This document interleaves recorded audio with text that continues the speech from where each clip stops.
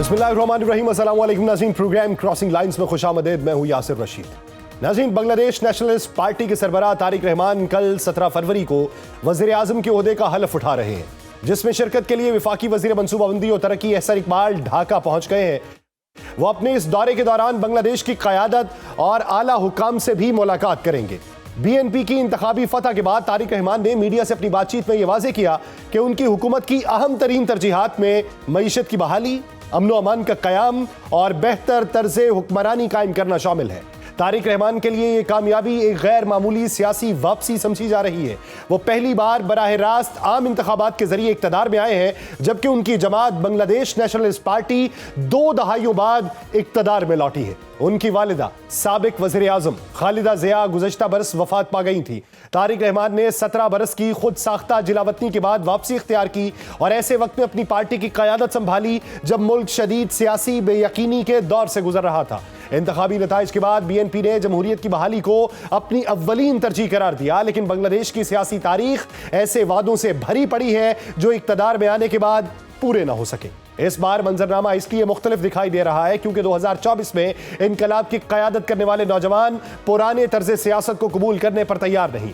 उबूरी दौर में मुल्क बदअमनी और तशद्दुद का शिकार रहा, जिसके बाद नई हुकूमत के लिए अमन व अमान की बहाली, महंगाई पर काबू पाना और रोजगार के मौके पैदा करना फारी चैलेंज बन चुका है। पार्लियामान में इस बार दीगर सियासी कुव्वतें भी नुमाया होकर सामने आई हैं।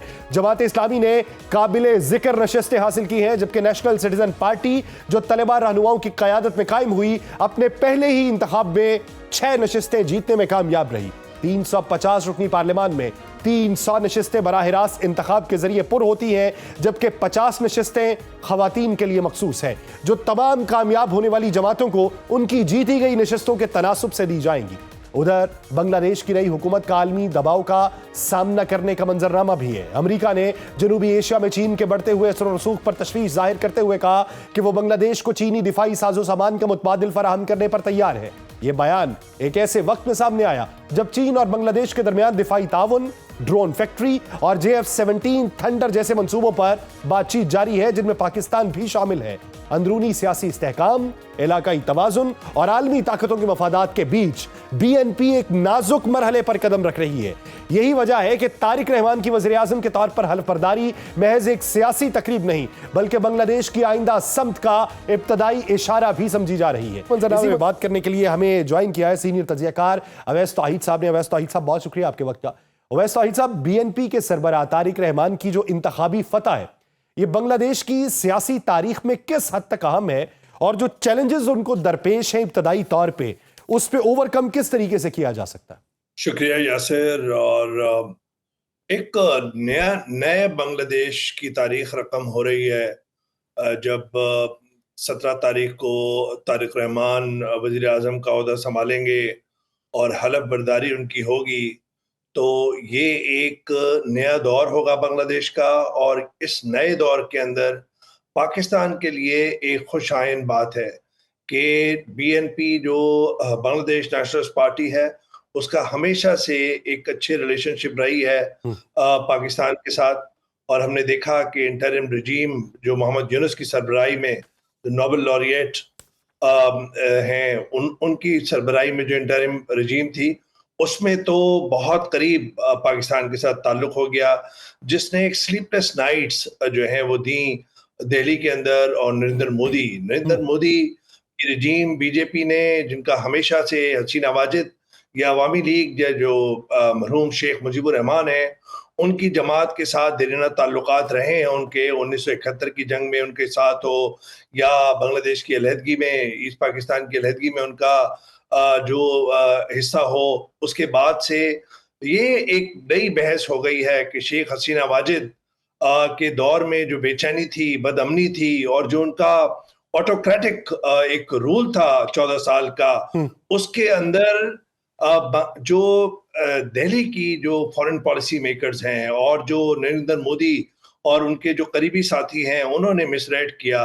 वो पूरा स्क्रिप्ट मिसराइट किया कि किस तरीके से 1 साल और या 18 महीने के अंदर जो नया जन्म ले रहा था समाजी और जो माशरती तब्दीलियां हो रही थी, जिसके अंदर शेख हसीना वाजिद के लिए वो हमदर्दियां नहीं थी जो कहीं नरेंद्र मोदी और उनकी हुकूमत समझ रही थी। और इसी वजह से आप देखिए कि इस वक्त बहुत पेचीदा मामलात हैं इस वक्त दिल्ली के ढाका के साथ, चाहे वो क्रिकेट का मामला हो, चाहे वो बाहमी ताल्लुकात हों, चाहे वो तिजारत के मामलात हों, और पहले से बॉर्डर इश्यूज या वाटर इश्यूज के ताल्लुकात तो पहले से भी रहे हैं शेख हसीना वाजिद के दौर में भी। शेख हसीना वाजिद इस वक्त इंडिया में है, और बीएनपी के जो जराए हैं वो ये कह रहे हैं कि वो जब इख्तिदार में आएंगे तो उसके बाद एक मुतालबा उनका ये भी होगा कि जो जिला वतन हसीना वाजिद हैं उनके मुताबिक जो उन्होंने जराइम की मुर्तकिब हुई हैं वो आएंगे और अदालत में पेश होंगी, कन्विक्शन अच्छा, उनकी हुई है। अवैस तौहीद साहब, क्या क्या आप ये समझते हैं कि अबूरी हुकूमत में तो चलें, मालूम नहीं होता कि सेटअप कितनी देर चलना है, बरसर इक़्तिदार जो बाद में आएंगे उनके साथ टर्म्स एंड कंडीशंस जो हैं वो मुख्तलिफ बनाई जाती हैं, शख्सी ताल्लुकात तो होते नहीं हैं, उन्होंने रियासत तो रियासत ताल्लुकात बनाने होते हैं। क्या मौजूदा मंजरनामे में अगर बीएनपी हवालगी का मुतालबा करती है तो भारत हवाले कर देगा, और अगर करेगा तो किन टर्म्स एंड कंडीशंस के ऊपर की जाएगी? बहुत बहुत पेचीदा मामला है कि शेख हसीना वाजिद को वो किस तरीके से हवाला करेंगे, क्योंकि एक पूरा 4-5 दिहाइयां हैं जिसके उनके ताल्लुकात हैं दिल्ली और अवामी लीग के। और खुद शेख हसीना वाजिद जब शेख मुजीबुर रहमान का कत्ल हुआ था और उसके बाद उस वक्त भी जिला वतन जो है इनके खानदान, जो बाकी लोग बचे थे वो वहीं पे बरतानिया में उस वक्त थी शेख हसीना वाजिद, फिर इंडिया में उन्होंने जिला वतनी ली।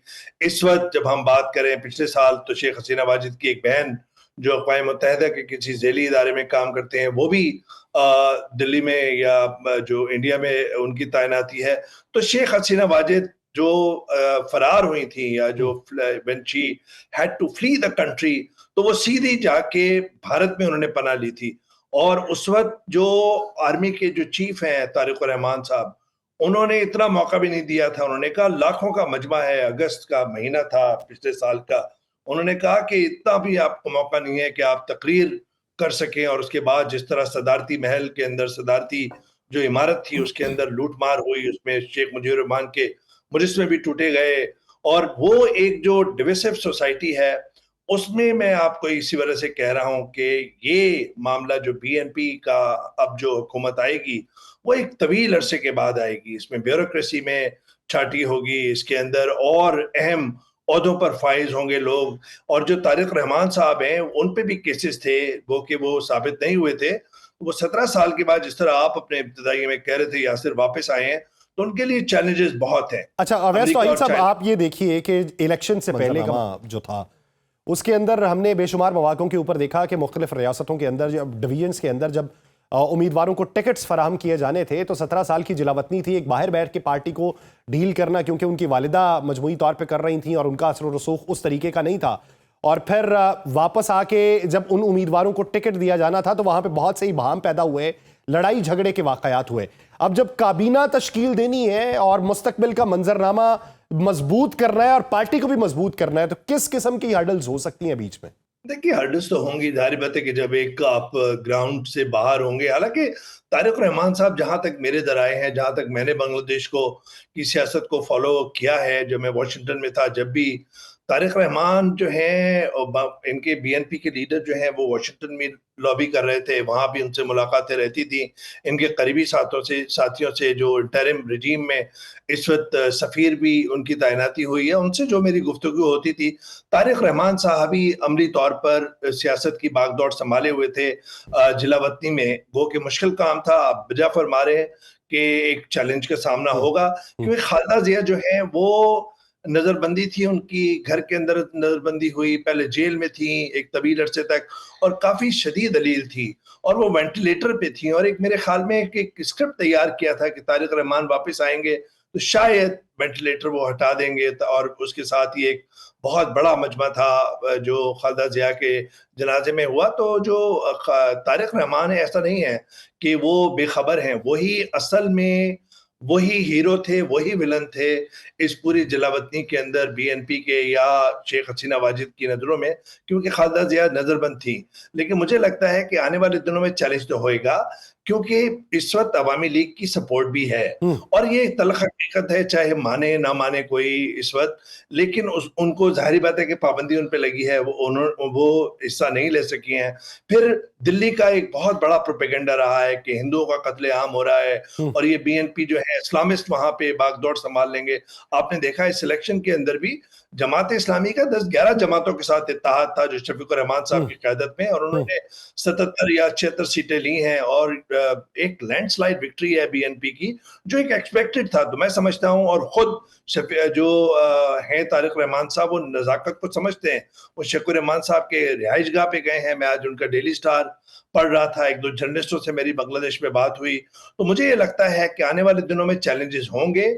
और जो आपने एक जिक्र किया था उन नौजवानों की पार्टी का कि जिन्होंने ये सारी काया पलट दी थी और शेख हसीना वाजिद को मजबूर किया था जलावतनी पे, उनकी पार्टी ने 30 सीटों पे कंटेस्ट किया था, 6 सीटों पे जीते हैं। तो जाहिर बात है कि एक प्रोटेस्ट का मोमेंटम और उसको वोट के में तब्दील करना मेरे ख्याल में एक मुश्किल काम है। अच्छा सर, मेरा एक आखिरी सवाल, जो उबूरी हुकूमत के दौरान मुख्तलिफ ममालिक से बिलखुसूस पाकिस्तान के साथ ताल्लुकात जो बढ़े और दिफाई मुआहदे हुए, उनका मुस्तकबिल क्या देखते हैं?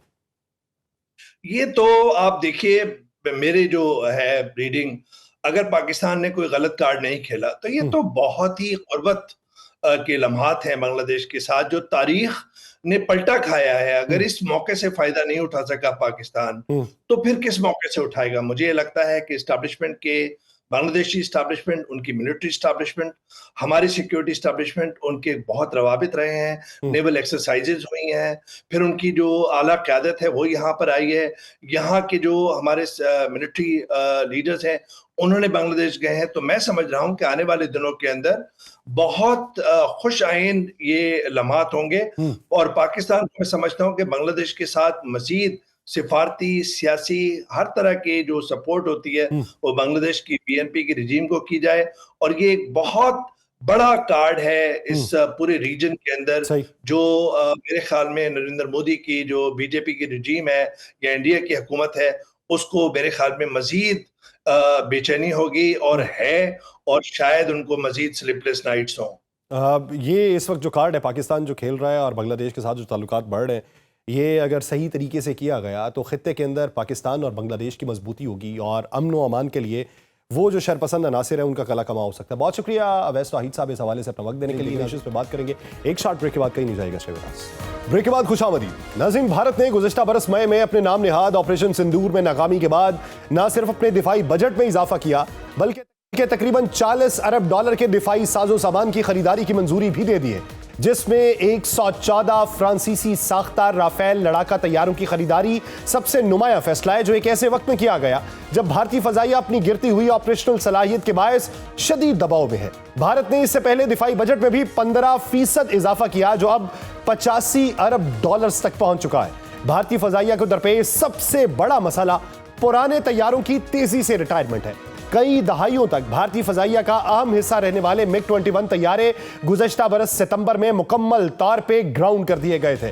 आने वाले बरसों में रूसी MiG-29, फ्रांसीसी जैगवार और मिराज 2000 तैयारे भी मरहलावार फजाई बेड़े से निकाल दिए जाएंगे, जिसके बायस भारतीय फजाइया के लड़ाका स्क्वाड्रन्स की तादाद 42 से कम होकर 29 रह चुकी है। भारत तवील अरसे से अपनी अस्करी जरूरियात पूरी करने के लिए दरामदात पे इंहसार करता रहा है, लेकिन हालिया बरसों में मेक इन इंडिया पॉलिसी के तहत मकामी पैदावार पर जोर दिया जाता रहा। लिहाजा यह कहा जा रहा है कि 40 से 50% तैयारे भारत में ही तैयार होंगे, जबकि तैयारों की फराहमी का आगाज 2028 से होगा। इस मुआहदे के बाद भारत के पास राफेल तैयारों की मजमूई तादाद 176 हो जाएगी। इस वक्त 36 राफेल तैयारे पहले ही भारतीय फजाइया में शामिल हो चुके हैं। राफेल पर भारत के मुसलसल इन्हसार की एक बड़ी वजह उसके साथ आने वाला मुकम्मल पैकेज है। उसमें सिर्फ लड़ाका तैयारे ही शामिल नहीं, बल्कि पुरजाजात, तकनीकी मुआवनत, सॉफ्टवेयर अपडेट्स और तवील मुद्दती ऑपरेशनल सहूलियात भी शामिल हैं। राफेल तैयारे हाल ही में उस वक्त भी खबरों में सामने आए जब मई में होने वाली झड़पों के दौरान पाकिस्तान ने भारत के कई लड़ाका तैयारे मार गिराए, जिनमें राफेल भी शामिल थे। इस दौरान अमेरिकी सदर डोनाल्ड ट्रंप के बयानात भी आलमी मीडिया में ज़ेर बहस रहे, जिनमें उन्होंने कभी 8, कभी 9, कभी 10 तो कभी 12 भारतीय तैयारों के गिरने का जिक्र किया। भारत ने इन दावों की कभी तस्दीक नहीं की, मगर मैदान जंग में भारत की हजीमत के बाद यह वाज़ेह हो गया कि फजाई बर्तरी को बरकरार रखना भारत की स्ट्रेटेजिक मजबूरी बन चुकी है। भारत अपनी सुबकी को मिटाने के लिए एक बार फिर राफेल तैयारों पर इन्हिसार कर रहा है, मगर मैदान जंग में फतह के लिए अस्करी साजो सामान से ज्यादा अहम वो जज्बा है जिसका इजहार पाकिस्तानी शाहीनों ने मार्का हक में किया और 1965 की जंग के बाद एक बार फिर यह साबित किया कि फजाओं में बर्तरी जदीद तरीन लड़ाका तैयारों से नहीं बल्कि उस जज्बे से हासिल की जाती है जिसका मुजाहिरा पाकिस्तानी शाहीन बारहा कर चुके। अब यह उम्मीद की जा सकती है कि भारत जारहाना अस्करी अज़ाइम रखने के बावजूद पाकिस्तान पे बुज़दिलाना हमला करने की कोशिश नहीं करेगा। इसी मंजरनामे पर बात करने के हमें ज्वाइन किया है दिफाई तज्ज़ियाकार major general retired Samrez Salik साहब ने। जनरल साहब बहुत शुक्रिया आपके वक्त का। और air vice marshal retired Ejaz Malik साहब हमारे साथ मौजूद है। मलिक साहब आपका भी मशकूर हूँ। मैं जनरल साहब सबसे पहले आपकी तरफ आता हूँ। आप क्या समझते हैं कि एक तरफ अपने दिफाई बजट में बेतहाशा इजाफा है, यानी भारत की इकोनॉमी को देखें, उसकी हैयत को देखें, 85 अरब डॉलर तक ले जाना, पाकिस्तान के मुकाबले में तो पता नहीं कई गुना ज्यादा उनका बजट बन चुका। तो क्या अब राफेल तैयारे ही उनकी वाहिद उम्मीद रह चुके हैं जो माजी में भी थे और अब मुस्तकबिल में भी दिखाई दे रहे हैं? Yasir, thank you very much, आपने मुझे प्रोग्राम में मदऊ किया। देखें, 2025 वाज आई वुड से कि एक तरफ तो पाकिस्तान के लिए एक डिफाइनिंग ईयर था और दूसरी तरफ इंडिया के लिए भी डिफाइनिंग ईयर था। वाइल हमने अपने स्टेचर में गेन किया, इंडिया ने बहुत बुरे तरीके से अपने स्टेचर में लूज किया। As far as Indian air force is concerned, उनके जो सिस्टम में इनएडिक्वेसीज और कमियां हैं वो पिछले, मैं कहूंगा कि कम अज कम 2 डिकेड से चली आ रही हैं। उनका जो मिड लेवल एयरक्राफ्ट है, जिसका उनका प्लान था कि वो रशिया के साथ कोलैबोरेट करके हमारी तरह जैसे हमने JF-17 तैयार किया, वो तेजाज तैयार करना चाहते थे, लेकिन उनकी पॉलिटिकल लीडरशिप ने उस प्रोग्राम को शेल्फ किया और ऑफ द शेल्फ उन्होंने एयरक्राफ्ट की तलाश शुरू कर दी। ये जो है राफेल इनको बहुत सुटेबल लगा। 2019 में जब हमने इनका जहाज गिराया था तो इंडियन प्राइम मिनिस्टर ने कहा था कि आई विश के मेरे पास राफेल होते। 2025 में वो राफेल भी आ गए, लेकिन उसके बावजूद जिस तरह की शर्मिंदगी इंडिया को उठानी पड़ी हमारे शाहीनों की वजह से, हमारी बेहतर स्ट्रेटेजी की वजह से, हमारे बेहतर वेल ट्रेन पायलट्स की वजह से, तो उसके बाद से अभी इंडिया के लिए जरूरी है। सर, उनके लिए तो फिर ये जुमला होना चाहिए था, आई विश इसको चलाने के लिए पायलट भी होते। एब्सोल्युटली। अब ये एक बहुत पुरानी कहावत है कि it is the man behind the gun matters.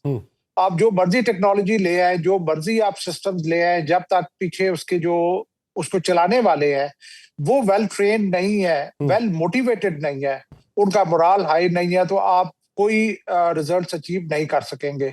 ये 2025 में बहुत अच्छे तरीके से प्रूव हो चुका है। फ्यूचर में भी मैं समझता हूँ कि स्ट्रेटेजिक बैलेंस जो है वो टिल्ट कर चुका है पाकिस्तान की फेवर में। उसको रीबैलेंस करने के लिए इंडिया के लिए मजबूरी है कि वो इस तरह के खर्चे करे और वो मजीद एयरक्राफ्ट हासिल करे और फिर जाके ताकि उसकी कोई कम अज कम ये उसे सेटिस्फेक्शन हो कि उसने जो स्ट्रेटेजिक बैलेंस है उसको री एस्टेब्लिश कर दिया। लेकिन हैविंग सेड दैट, फ्यूचर में अगर, पहली तो मुझे उम्मीद है कि इस तरह की कोई एक दोबारा बुज़दिलाना हरकत नहीं करेगा, लेकिन अगर करता भी है तो जैसे वो आगे चल रहा है, आगे फॉरवर्ड कर रहा है, मूव कर रहा है, इसी तरीके से हम भी कर रहे हैं, तो इंशाल्लाह उसको पहले से ज्यादा एम्बैरेसमेंट उठानी पड़ेगी। सही। अब एजाज मलिक साहब, सर, दिल के खुश रखने को गालिब ये ख्याल अच्छा है, तैयारों की तादाद काफ़ी करने की इस वक्त तगो-दो जो है वो भारतीय हुकूमत कर रही है। मार्का हक के बाद आपसे मुख्तलिफ मौक़ों पे गाहे बगाहे बात होती रही है। क्या तैयारों की तादाद ही काफ़ी होती है या फिर आप ये समझते हैं कि दीगर अवामिल अहम किरदार अदा करते हैं कि जिस तरीके से आपने उनको इंटीग्रेटेड किस तरीके से किया और ट्रेनिंग किस तरीके से हुई है, चलाने वाला दिमाग कौन सा है? जी बिल्कुल, देखें, वो जैसे अभी जनरल साहब फरमा रहे थे ना कि वो एक बड़ी पुरानी डिक्टम है कि it's man behind the gun, लेकिन अब जो है ना इसमें एक और चीज ऐड हो गई कि it's not only the man but the brain, क्योंकि अब एयरक्राफ्ट के जो प्लेटफॉर्म्स हैं ये फ्लाइंग मशीन से कहीं ज्यादा इसके अंदर इतनी बहुत सारी टेक्नोलॉजीज इंटीग्रेट होती हैं कि उसको ऑप्टिमम रेंजेस पे इस्तेमाल करना जो है वही असल आर्ट है। तो ये जो स्किल सेट है, फिर वो ज़हनी कैफियत, वो माइंड सेट, जिस जज्बे के तहत, जिस जो है आप कह लीजिए कि जोश के साथ, और फिर जिस तरबियत के साथ, कन्विक्शन के साथ हमारे पायलट्स ने अपनी जंग में कारकर्दगी दिखाई, उसका कोई मैच नहीं है। मुझे अगर आप थोड़ा वक्त दें तो मैं बिल्कुल इस चीज़ को थोड़ा सा आपके नाजरीन जी जी जी, मलिक साहब आप बात मुकम्मल कीजिए, लेकिन मुझे जिस तरह आप सर बात कर रहे हैं ना, IAF और PAF जो है, ये दोनों एक ही रॉयल इंडियन एयरफोर्स से ही इवॉल्व हुई। और उसके बाद जब तक 65 वॉर, जब पहला दोनों का आपस में मुकाबला हुआ, तो उसमें ये चीज साबित हुई कि दोनों मुल्कों की जो तादाद का जो फर्क है जहाज़ों की, वो पाकिस्तान की फिजाइया ने अच्छी तरबियत और कॉम्बैट रेडीनेस से उस गैप को इन्होंने जो है वो फिल किया। और आपने देखा कि टोटल डोमिनेंस थी हमारी 65 वॉर में। इवन अल्हम्दुलिल्लाह 71 वॉर में भी अगर नंबर ऑफ किल्स देखें तो हमारी भारत के मुकाबले में बहुत ज्यादा थी, लेकिन हम उसके बारे में, चूंकि वो उस जंग का सियासी हालात की वजह से एक नतीजा मुख्तलिफ था, तो वो ज्यादा उसके ऊपर डिस्कशन नहीं होती। और फिर हमने इससे पहले देखा स्विफ्ट रिटार्ड ऑपरेशंस में, और अभी मार्का हक में। भारत का मसला क्या रहा है इस सारे वक्तों में?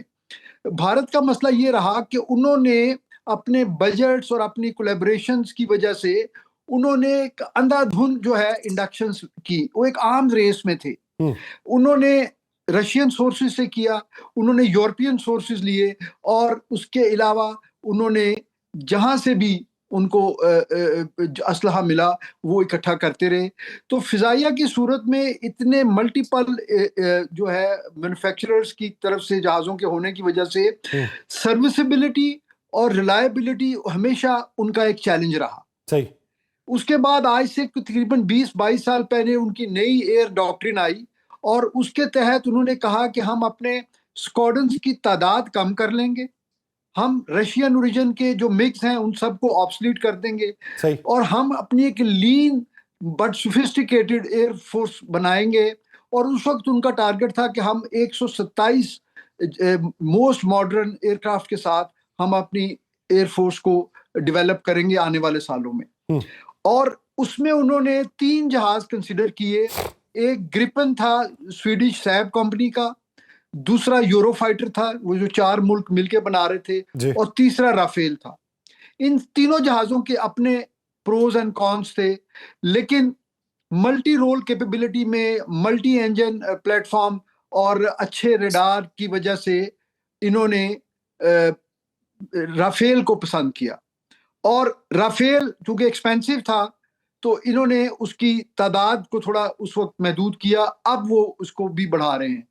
तो उनके पास जो चॉइसेस है ना अपने ऑब्सलीट वेपन सिस्टम को रिप्लेस करने के लिए, उसमें या तो वो राफेल ही बढ़ा सकते हैं, ठीक है, या वो अपने तेजस को इतना अच्छा और इतना जल्दी कर लें कि वो JF-17 के मुकाबले पे आ जाए। ठीक। ये उसके पास ऑप्शन है, तो इसीलिए राफेल को मजीद बढ़ाने की बात कर रहे हैं। मैं मलिक साहब आपकी तरफ आता हूं। जनरल साहब, मुझे याद है मलिक साहब के साथ गुफ्तगू मेरी एक जारी थी मार्का हक के बाद, तो बड़े देसी से तरीके से ना मलिक साहब ने मुझे ये बताया कि PF में क्वालिटी क्या है।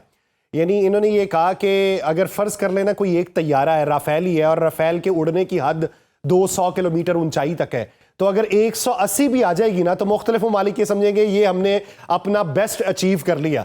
तो कहते हैं वही अगर PAF के हाथ लगा हो ना, तो PAF 210 पे जाएगी, तो तब जाके मानेगी अब इसका हमने 100% जो है वो हासिल किया है। तो जब इस तरह की तैयारी होती है, तो फिर दिमाग के अंदर तब्दीली क्या होती है दूसरे ममालिक के पायलट्स की निस्बत? यासर देखें, हमें we have to be proud of our air force.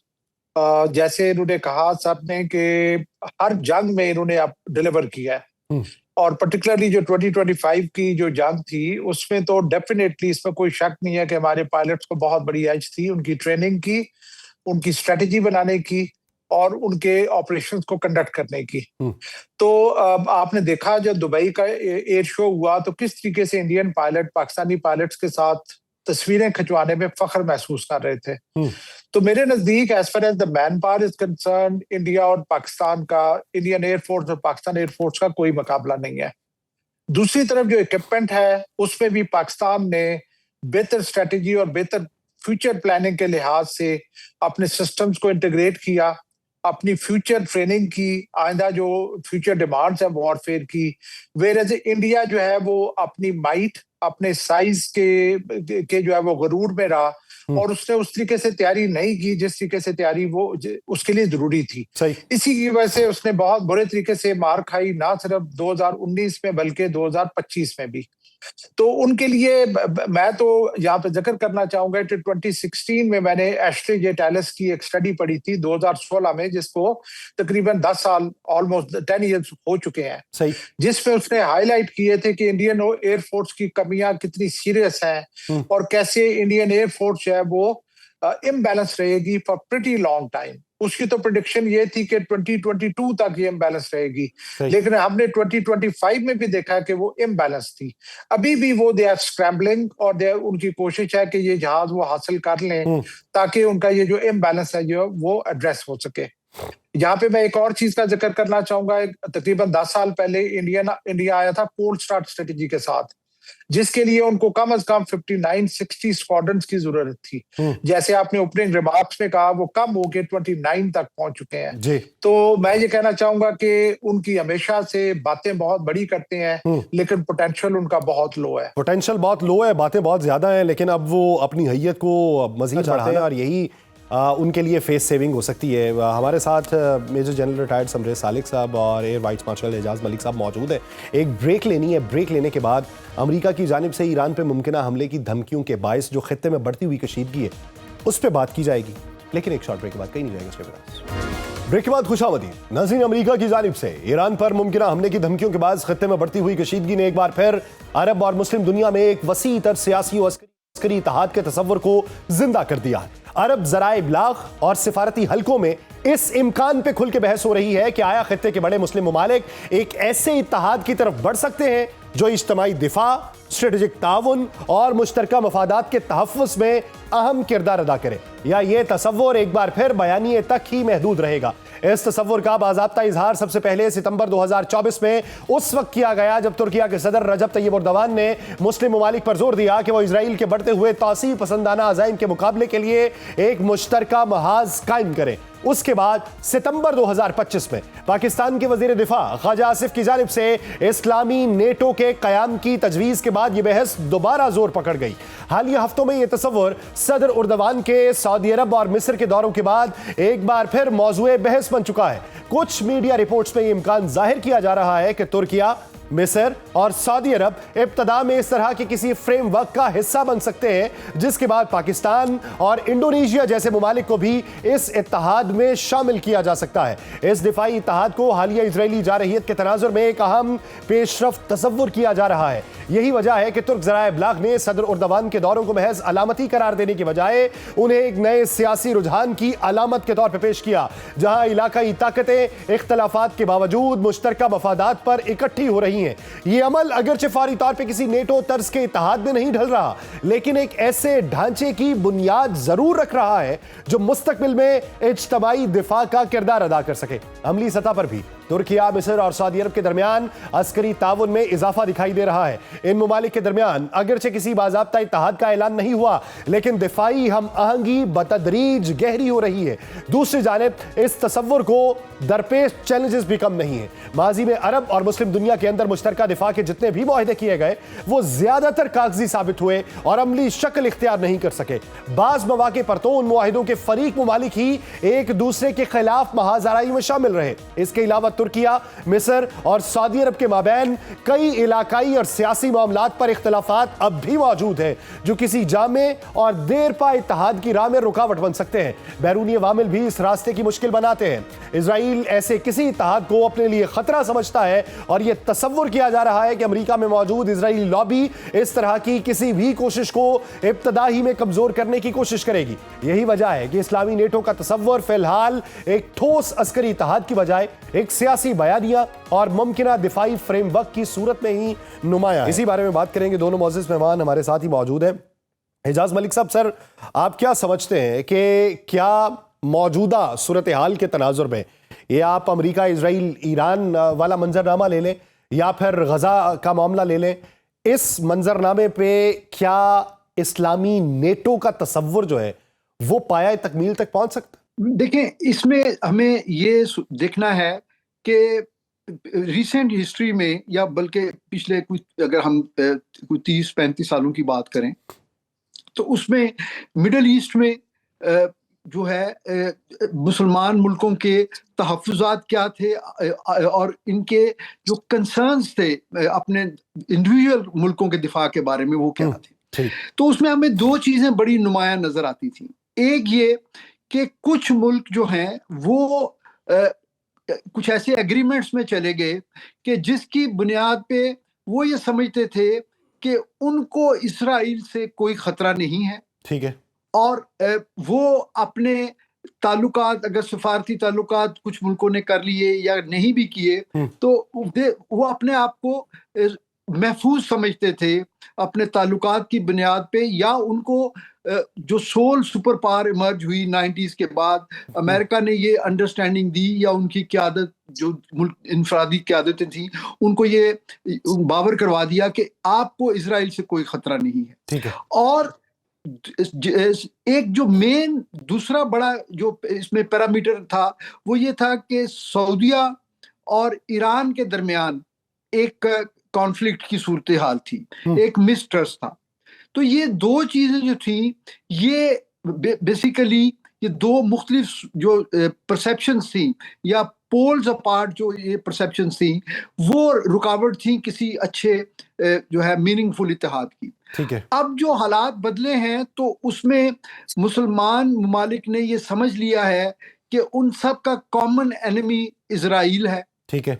आज अगर वो गजा में जो है जिनोसाइड कर रहा है या आज अगर वो ईरान के साथ लड़ रहा है, तो कल को वो हमारे में से भी किसी के ऊपर वो चढ़ाई कर सकता है और उसको टेस्ट अप्रूवल होगी अमेरिका की। ठीक।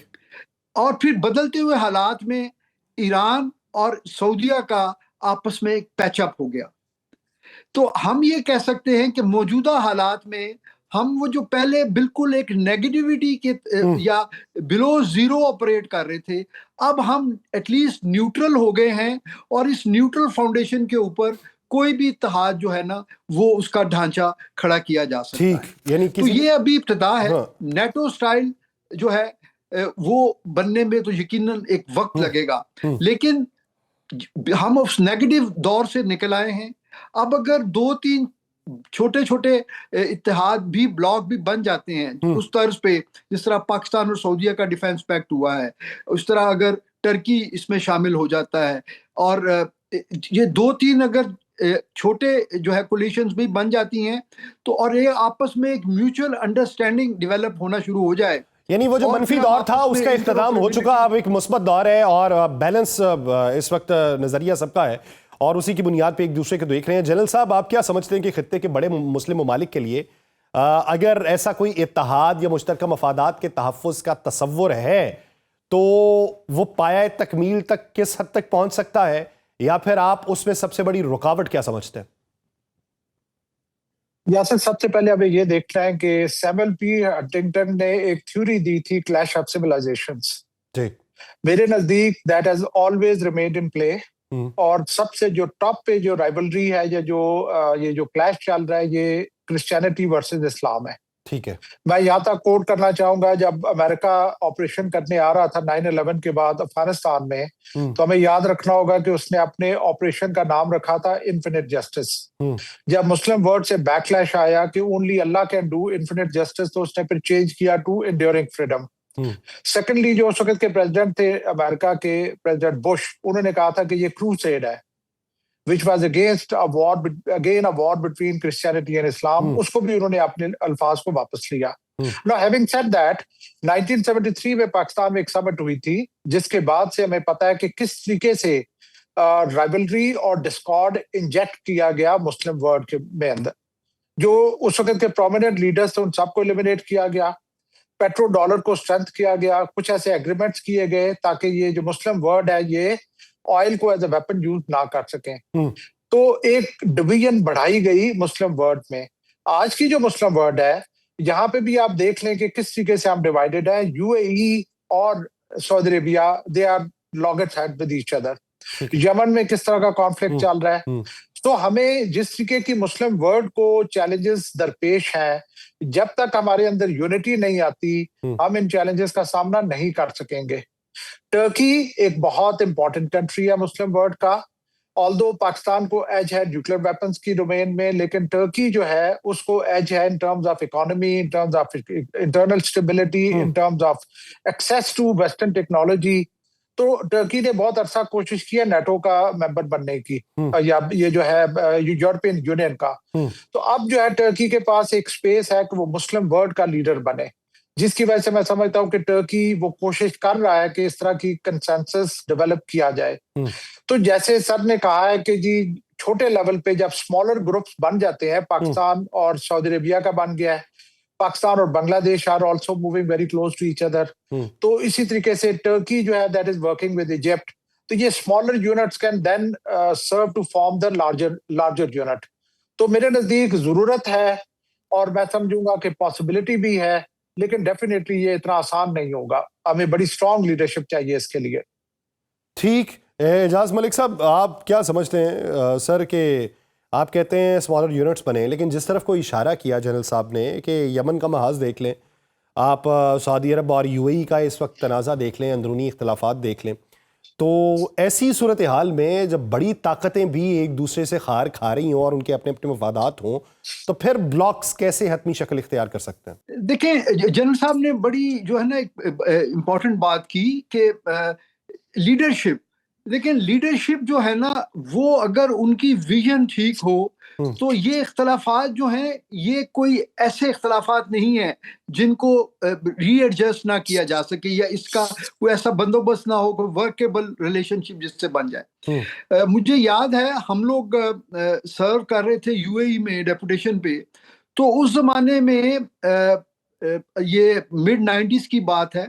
उस वक्त शेख ज़ैद अभी हयात थे, और अमेरिका ने बड़ी कोशिश की कि वो अबू मूसा और एक और जजीरा था जिसके ऊपर कॉन्फ्लिक्ट था, उन जजीरों के ऊपर बड़े अच्छे ऑयल रिजर्व्स हैं रिपोर्टेडली, कि यूएई जो है ना वो ईरान के साथ उस पे झगड़ा करे। ठीक है। लेकिन आप उनकी जो है ना सियासी बसीरत को जो है ना अप्रिशिएट करें कि उन्होंने वो महाज खोलने से उन्होंने इनकार किया, और उस वक्त से लेके अब तक वो चीज बिल्कुल डॉर्मेंट रही। जबकि उसी टाइम फ्रेम में आपने देखा कि इन्होंने सद्दाम हुसैन को इस्तेमाल किया और ईरान के साथ वो 8 साल उनकी जंग करवाई, और उसके बाद दोनों मुल्कों को तबाह किया उस जंग की आड़ में, और उसके बाद फिर दोबारा सद्दाम को इस्तेमाल किया और कुवैत के ऊपर जो है ना उनको शय दी कि वो हमला करें और कब्जा करें, और फिर उन्होंने ऑपरेशन डेजर्ट स्टॉर्म के जरिए दोबारा इस खिते में जो है ना वापस आए, और अपने जो है ना फुटप्रिंट उन्होंने पहली और दूसरी गल्फ वॉर में शामिल किए। तो ये अमेरिका की ये कोशिश रही है, और वो अब तक है, कि मुसलमान मुल्कों में आपस में जो है तनाज़ात रहें ताकि वो इकट्ठे ना हों, और दूसरे इन परसीव्ड कॉन्फ्लिक्ट्स या परसीव्ड थ्रेट्स की वजह से जो अमेरिकन इंडस्ट्रियल कॉम्प्लेक्स है, जो कि अमेरिका की इकोनॉमी का सबसे बड़ा की ड्राइवर है, उसको बूस्ट मिलता है। क्योंकि इसी खिते में अगर कॉन्फ्लिक्ट्स रहेंगे या लोगों की इनसिक्योरिटीज रहेंगी, तो यहीं पे सबसे ज्यादा पैसा है, यहीं पर सबसे ज्यादा पैसा है, और ये पैसा जो है वो ताकत की शक्ल इख्तियार नहीं कर सकता। तो इसीलिए बुनियादी तौर पे लीडरशिप के ऊपर ये तकिया करना पड़ेगा कि लीडरशिप अगर आगे बढ़ती है और वो बाहमी मफादात को मद्देनजर रखती है और एक वसी तर पैमाने में रखती है, तो उसके नताइज कुछ अच्छे निकल सकते हैं। बहुत शुक्रिया major general retired Sabrez Salik साहब और air vice marshal Ejaz Malik साहब इस हवाले से अपना वक्त देने के लिए। नाज़रीन, प्रोग्राम का वक्त खत्म हुआ जाता है, मुझे दीजिए इजाज़त, आपसे मुलाकात होगी कल के रोज़। अपना बहुत सा ख्याल रखिएगा। अल्लाह ने दुआ।